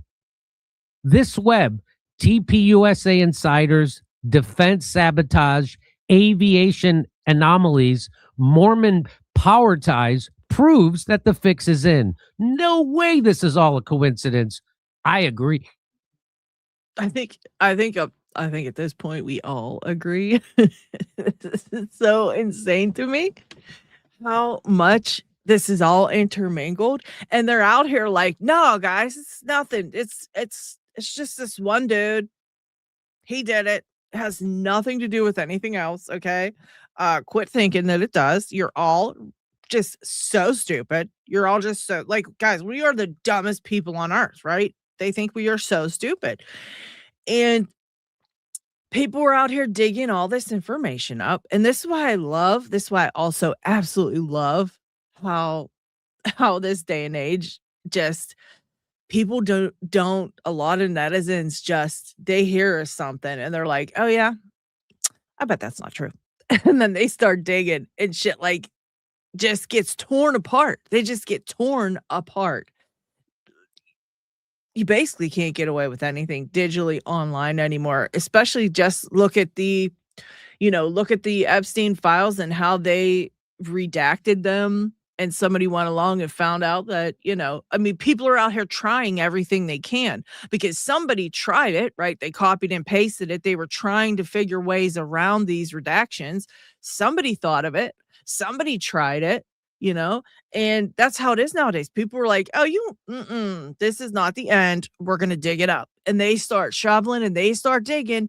And these people are stuck in an old way of thinking that they're trying to cover shit up. They're like, we'll pave over the crime scene. Nobody will figure a damn thing out. Meanwhile, and this is why they hate Candace Owens, because she's out here and she has a huge platform and she talks to us and says, hey guys, listen, we need to figure this out.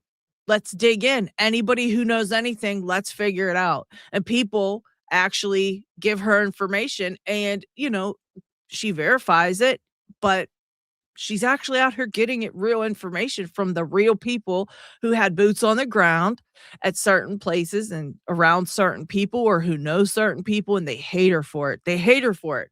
And instead of just saying, let's discuss it, they just want to this is how when somebody's onto something, because they just call them crazy. They just call them crazy. And my whole thing, like I said in that one video, who cares if she's so what? So what if she's a nut? So what? She's totally, absolutely batshit crazy. And what? Nothing that doesn't prove anything she said is wrong. She's asking questions, and then they're making fun of the asking questions thing. Somebody just did a video like, oh, she's asking questions, is she? Ha ha, she's and I'm just like, yeah, she is. And what? Like, I can't take it. Like, people are so messed up. Like, yeah, she is asking questions, and I don't see anything wrong with that. And it's crazy to me that they're getting so, like, pissed off. They've got, what's his name? Alex Jones. He's one of, like, the biggest tinfoil hat dudes in the world out here calling her crazy. And they think, again, though, they think people are so influenced that they're going to be like, well, Alex Jones says she's crazy, so she must be crazy. Because Alex Jones has a following. But his followers, they all were like, they all pretty much turned against him. They were like, I can't believe you. But yeah, it's just wild to me, the connections that people are able to make. And I think it's funny that they continue to, yeah, exactly, Phoenix. If you don't ask questions, you don't learn. And they don't want people to learn. And they don't want people even asking the questions at this point. They hate these questions. They just hate them. They really do. And I just find it hilarious because they're so, it's a bunch of old dudes. It's a bunch of old dudes who are in, a lot of them, at least in the government, and that just don't realize how things work now. And they think they come out here and tell the same old lies and pull the same old gaslighting tactics of she's crazy. They're crazy. He's crazy. They're crazy. And we're going to go, oh yeah, they're crazy. Like, no, at this point, we don't care if they're crazy. How about that? They need to find a whole different thing to say because nobody even cares if they're crazy anymore. Demand that Michael Burt recuse himself immediately so Tyler gets a real defense. And force the FBI to investigate these Farnworth-Burt connections now before the truth gets buried forever. Justice for Charlie starts with exposing the network. Share this far and wide. Well, I'm doing my best, Project Constitution. Yeah, exactly. But here's something else that's even weirder. Coinky dink.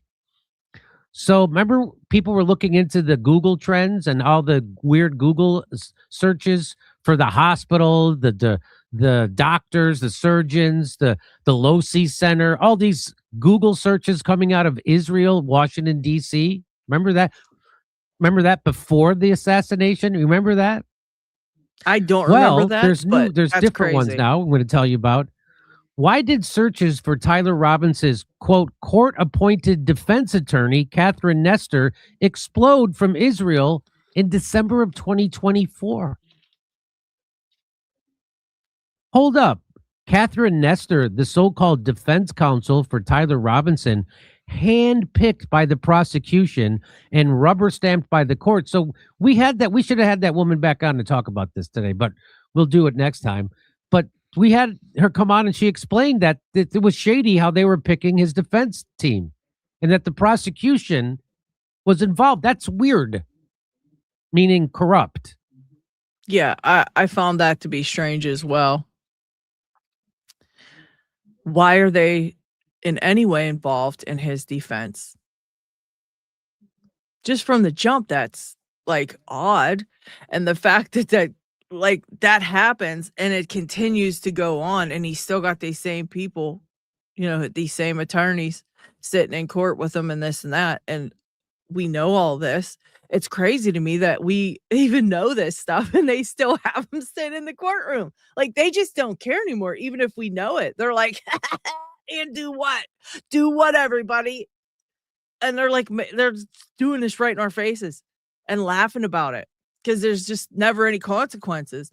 Even as we sit here and talk about it, Pam Bondi's walking around after she broke the law with the Epstein files.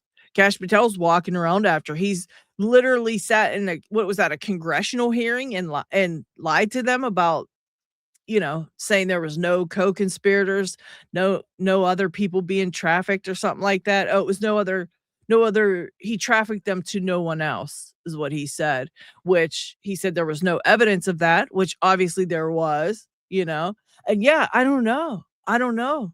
Nico, love my Nico. I don't know. That's what I'm saying. Does he know about it? And I'm thinking then, like,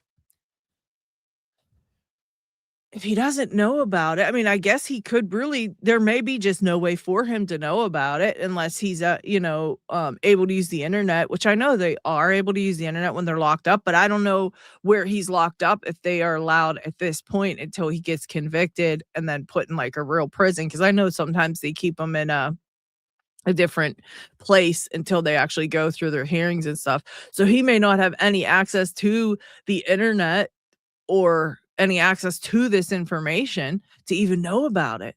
And then it's like it falls to his family to tell him about these things, which is his family not telling him? Like, what's the deal? Or in my opinion, I strongly feel like something's going to happen to where either he's going to go free because they're not going to have enough evidence to convict him. I mean, I don't know. They've obviously have not told us what evidence they have, and they probably will not until, the trial's underway and we find out if we get to have any type of press in the hearings or whatever. But either that or they're going to actually say that, he ends up dying in jail or something, kind of like Epstein, where he died in prison, and they're going to ship him off. They're going to change his face and ship him out somewhere. Like, I just have a weird feeling about this because it seemed like he actually went way too easily to be their patsy. He didn't put up a fight. Yeah. Have so much stuff floating around. The guy's a patsy. That's exactly what I'm saying. They have too much. He went too easily, in my opinion. He didn't fight about it or say anything or try to, I don't know. It just felt weird to me that he was just like, even when they showed him, when the judge was reading things off, he just kind of sat there just very silently and just calmly. And I don't know, something was weird with it. And I feel like, because when they said he jumped off that roof, so my whole thing was this. They said that the gun was down his pant leg and he was walking weird because it was fully assembled in his pant leg or something like that. Then they said something about he took it apart and it was in his book bag. And so then he had to put it together, fire the shot, and then he jumps off the roof and runs into the woods. Well, they're saying like, well, how did he do that when we don't see the gun. We don't see it at all when he jumps off the roof and runs away. So like he took it apart and it's back in his book bag. So then it's taken apart and back in his book bag. And then all of a sudden they find it fully assembled, I thought, in the woods.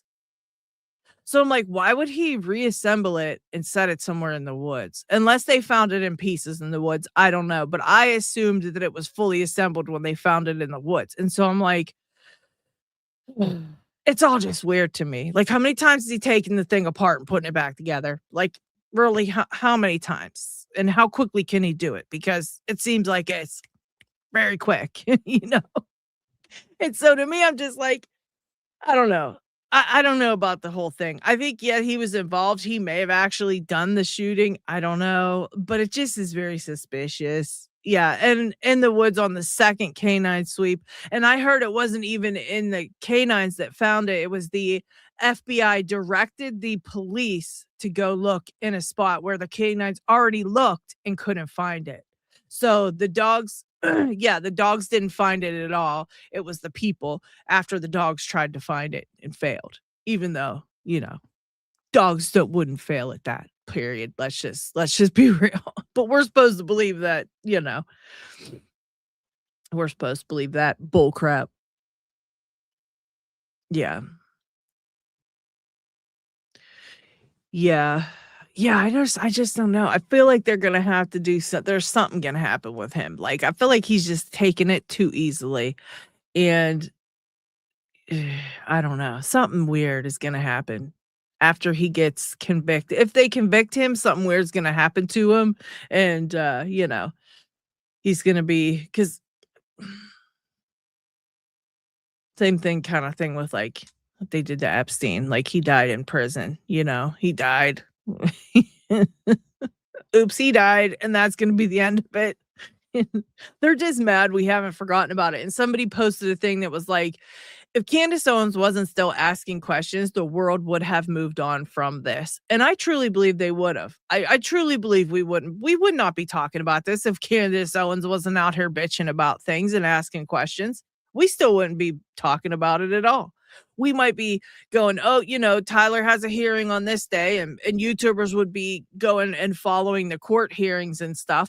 But I doubt any of us would still be asking these questions, because people move on and they don't care anymore. And there's more stories and there's bigger things. We would be talking about the Somali thing and the Epstein files and all these other stories. Things just move so quickly now.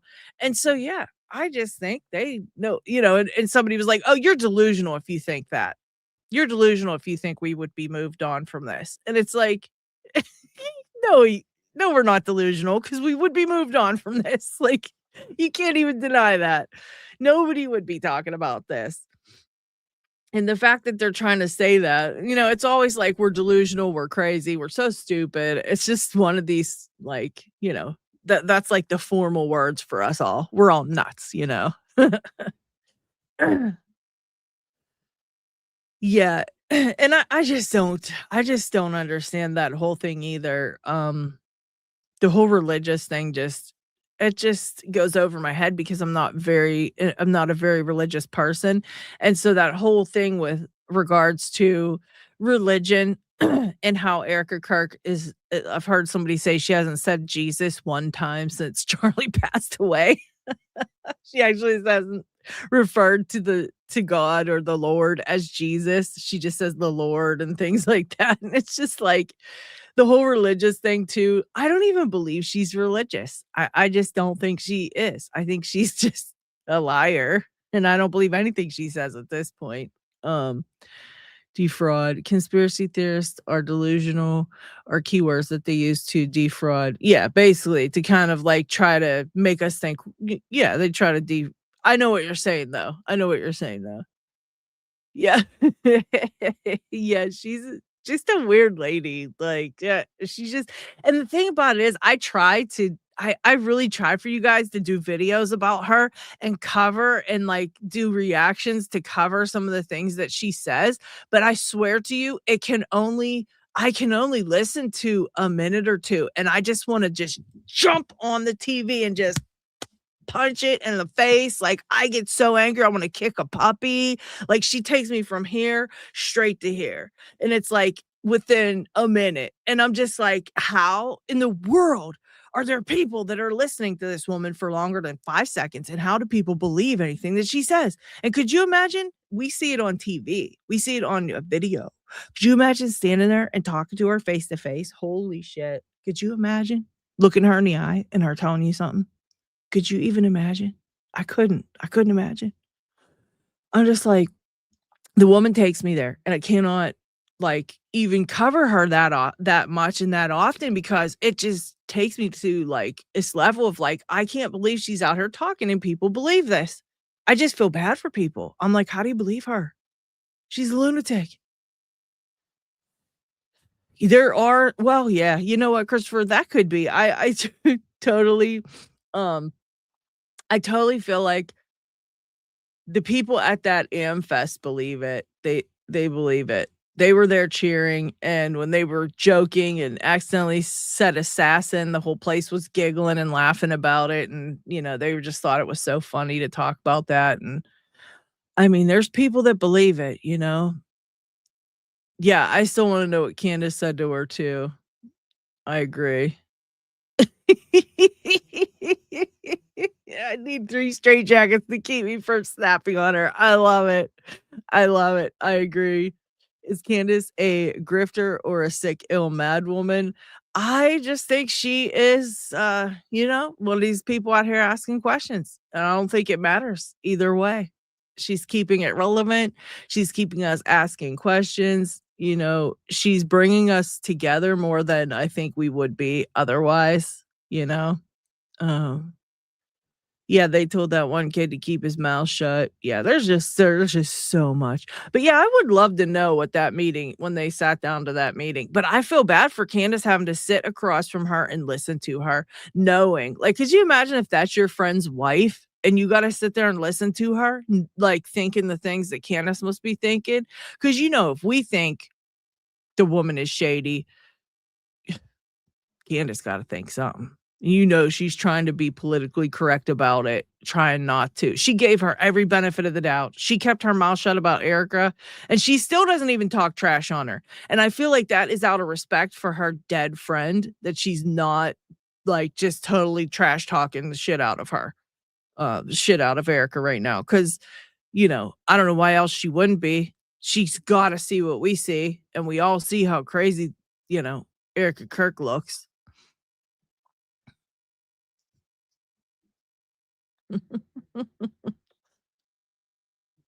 Santa isn't real. No, sorry, Santa is not. All right, let's finish listening to this one, because it is pretty good. It is pretty good. How in the world now? Yeah, why was her name a Google trend out of Israel in 2024? Let's see. So is this sketchy enough? Now check this. Google Trends show a massive 1-week spike peaking at 100 interest hits from December 8th to December 14th in 2024, all tracing back to an Israel IP address. So Google Trends shows a 1-week surge in searches for Catherine Nestor. That's December 8th through 14th, all from Israel. Online data can tell strange stories. Curious what was happening that week to cause it? So here it is. Here it is. Catherine Nestor. There it is. Boom. It's wild. What was that about? And now she's Tyler Robinson's defense attorney. And now we know the other attorney is connected to people inside TPUSA who were contaminating the crime scene on purpose and have been caught lying about it. Crazy. So now you know why they did this stuff in Utah. Isn't that something? Yes. And there's a big Israeli connection with. And the fact too that they did it in Utah, they were talking about the way that it was set up in Utah. That that university he was at was saying, this isn't a good setup for this. Like, this is not secure enough. This shouldn't be happening outdoors. It shouldn't be happening in this area. It's not secure enough. Oh my gosh. And I'll let this run out. I want to find this Brian Harpole thing that I have to show you guys. I'm gonna let this run out. Let's listen to the rest of this one more minute. The Mormons in Utah and at that specific university. So when Erika Kirk and other people in the Mockingbird Media 2.0 tell you to stop asking questions, just remember what we learned during COVID when they told us, as Charlie Kirk already pointed out, when they told us that the vaccine was safe and effective, that ivermectin was horse paste, and that the virus came from a pangolin. Never stop asking questions. It's the only thing that keeps us free. So that's what Charlie said. And so the people telling you to stop asking questions, not only betraying Charlie Kirk, but they're being paid most likely to perform their part in a cover-up. So you see the Mockingbird Media 2.0 trying to discredit Candace Owens and Tucker Carlson and anybody who's asking questions about the Charlie Kirk's assassination official establishment narrative. That them doing that is part of them being involved in a cover-up. And they are part of a cover-up. And my guess is at the behest of Israel and the powerful Zionist donors to TPUSA. Wow, it just gets shadier and shadier. And if you'd like to hear my jokes about this, come see me January 11th in Waikiki and February 20th in Lansing, Michigan, February 21st in Milwaukee, Wisconsin. You'll hear all my jokes about this and my new jokes about RFK and the Jewish DEI and the Israel and all that's new stuff. Go to jimmydore.com for a link for tickets, and only go to jimmydore.com because if you go anywhere else, all right, we can shut that off. That's for tickets. But yeah, there's the proof right there that you can see the spike. People were Googling it out of Israel that week. So that was pretty wild. And here's one where, remember, we literally were talking about these text messages that they had sent to Erika Kirk, evidently sent to Tyler Boyer to then send to a YouTuber. The YouTuber accidentally says, "Oh, it was from Tyler." I believe it was Tyler. And so anyways, then they find that she debunks her own alibi right here in this video. Tell me about the day before the shooting. He was at the office and we were going to meet for dinner beforehand. They were going to meet for dinner beforehand. She says she woke up next to Charlie and went to the office with Charlie all day. So how are you going to meet for dinner if you were with him all day? And with a dear friend of ours who I wanted to just be with us and pray with us before the event. It's no hidden secret that stuff on campus is heating up. You see people on campus coming on with. But that was the point. She said, she went to the office with him all day. And then literally, but she busts herself because in an interview, she says, "Oh, I was going to meet him for dinner." So how you meeting his ass for dinner if you were with him all day? I don't know. And then of course, let's see.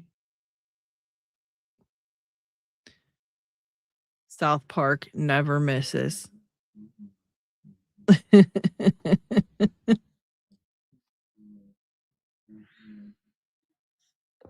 Good old South Park never misses. There is one here. I'm going to see if I could just find it by looking this up here.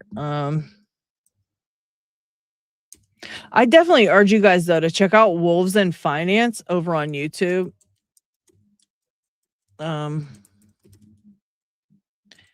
He's really good, and he really helps us to follow the money in a great way. Shit. Here it is. Okay. So then on top of all that stuff, there is Charlie Kirk and the mysterious missing 911 call. What you guys may have heard about this. I'm not 100% sure, but I wanted to cover it just because it's very strange. And just for the sake of having it on video.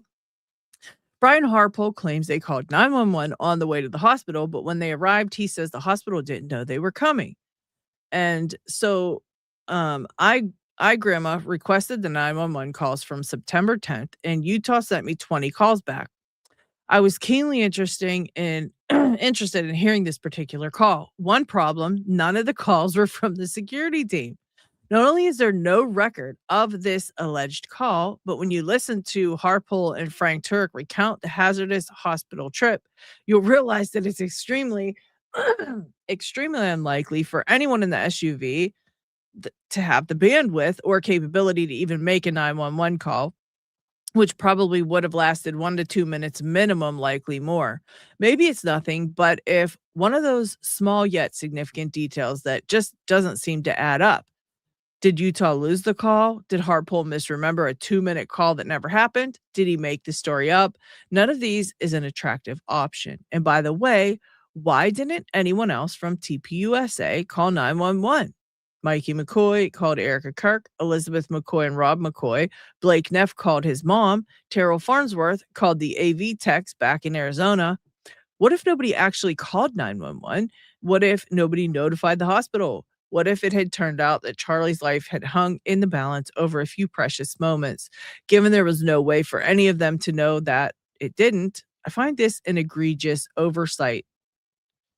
And then this is just, of course, Brian Harpole recounting the moments that he actually, was in the call and stuff like that. But I just don't understand why in the world, okay, why do they even need a phone call to 911 when there should have been an ambulance right there? There should have been an ambulance sitting outside. It's wild to me they had no ambulance, especially being that it was Charlie Kirk. And, they go so far as to say he's considered wearing bulletproof vests to these things, even indoors and things like that, where he's usually talking because he felt so threatened all the time, that he felt he needed extra protection. Why wouldn't they have an ambulance sitting there? Like, if you feel like you needed a bulletproof vest for your whatever you're doing, you probably ought to have an ambulance on standby too, or at least a few seconds down the road, not just missing, just none, zero, zilch, none. Yes, I have to agree with that, Pierre. Pear gravel. I agree with that. Utah is a shady state indeed, Christopher. I agree. I met Kenneth and he put eerie chills all over. He had a presence about him that seems unnatural and sinister. Yeah, that and the fact that, oh, Holly, welcome. Hey, girl. So, yeah. That and the fact that some of these pastors, okay, this is even creepier. There's a whole other thing that I was thinking about like digging into a little bit, but there's a couple reasons I've yet to even look at it because first of all, it's creepy as hell. And second of all, I really don't know that I want my name associated with searches on these people. So there's that church group. Is it Calgary church group or something like this? And they are part of this whole network of churches that these people influence. And this church group is some of the church groups that the Kardashians started out with or have used or something around the Kardashians as well. And the McCoys and the Calvary Church. That's it. The Calvary Church. Holly got it. So the Calvary Church group, and they are infiltrating a whole bunch of places with these people, these pastors from this Calvary Church. And they're like ex PDFs and ex all kind of weird stuff. And it's like, they're trying to take these people and what do they call that? Rehabilitate them. PDFs, rehabilitate PDFs, make them pastors, and then put them in churches and have them influence the masses. Yeah. There's one everywhere, Holly says. Yeah. Yeah. It's freaky as hell. And I think it's that Pastor McCoy, Rob McCoy, he actually was trying to rehabilitate one, and Candace covered a little bit of the story about it. And she was saying basically like he was out here on a media tour trying to make it seem like the whole thing where he went to prison for this weird PDF stuff, okay, that it was crazy. Never really happened the way that the kid said it happened. Like, it was just like some misunderstanding. And the guy was like a really good guy. And, now he wants to be a pastor. And people should just look past that, because these children that said that, it's like they were super confused about it and stuff like that. And they really didn't know what they were saying. And this guy's like a great guy. He should definitely be a pastor. He should lead the masses. He should be talking and dealing with families, all that. And that's just one. That's just one of these people that they're putting into places. And Candace just so happened to cover it. But yeah, that Calvary Church group is like part of a bigger thing with a bunch of like Holly said, they're everywhere. They're everywhere. And they're kind of just sprinkling them all over the place. And these pastors are coming in and guiding everybody. And guys, I'm telling you, this shit is scary as hell. Like, if you really think about it, like, we are we're probably okay, but our kids and our kids' kids, I feel bad for them. It's going to be bad enough when we get older. In fact, with Social Security and let me tell you something, my mom, the way she gets treated as an elderly person in this country is it's egregious. The things that they do to her and the way they put her off, the way people talk to her, the way she is like treated, it's crazy. Okay. The elder care in this country sucks. They do not care about elderly people. Even with the hospital, there's been a couple of different times they overpumped her full of fluids and took her off her diuretics, and she blew up and gained 30 pounds in 3 days at the hospital. And then they sent her home. She could barely walk. She could barely move. And she almost died from it. She almost died from it because she was so full of water. Your heart can't pump. Your heart can't do its work. And she was already sick with 2 types of cancer. They sent her home. Okay. The way they treat the elderly is just terrible. That's not even like, there's so many more horror stories I could tell you about how they treat. And I'm only seeing it now because my mom is older and she does need care now, and she's on Medicare and other things. And I'm really seeing it for myself whenever, just even when I call the doctor's office, and how they talk to her, talk to me when it's dealing about her and things. And it's disgusting. Okay. And the thing about it is, like, we're all getting older. Like, me, you, all of us, we're getting older. We're getting older. We just ain't this age forever. Our brains might be hopefully, knock on wood, that we stay thinking that, because you guys know we feel like we're 30 all the time. We don't feel like we're our age, but your mind, you think you feel in your mind that you're still younger. We think we're not thinking old. Like, we don't just get old and think old all of a sudden, but like, yeah, it's terrible. And so we're getting old too. Like, we're going to be fucking old as dirt someday. And the way they treat the elderly now, oh my, I'll tell you what, we're all going to be neighbors, me and y'all. We're going to be neighbors under a bridge somewhere, because that's where they're going to keep us. They're going to put us under a bridge somewhere. They ain't even going to have homes for us. They're just going to be like, oh, fuck that. Over 70, you're out of here. Go check the local bridge. There's probably 2 other spots under there you could live. I mean, It's bad. So we're going to be really screwed. And the thing about it is these younger generations, especially these evil ones that are, in politics and stuff, they just really don't. They already don't care about the elderly. And it's like they're rich enough. They're not going to need to be taken care of or need social security or need things. So they're cool. They're just like, we don't really give a shit what happens to anybody who's older and can't work, because they got their money. They're fine. So they don't think of the things we think of, like, shit, what are we going to do when we can't work anymore, but we still need insurance, but we can't afford it, but we can't get social security to help pay the $200 a month we got to pay for Medicare. Like, what do we, all these things. So yeah, it's going to be a big mess. And then you got people like, is that Ben Shapiro's out here saying that there shouldn't be people just shouldn't be allowed to retire at all? There shouldn't even be retirement. You should just work till you die. And he's like, I don't know how old he is. But yeah. I don't know how old the kid is, but he definitely, he's a twat. He's a twat, 100%. 100%. I cannot stand that he's a little prick. I can't stand him. And yeah, I'm glad I could never meet him in person either. Security would have to just dive on me.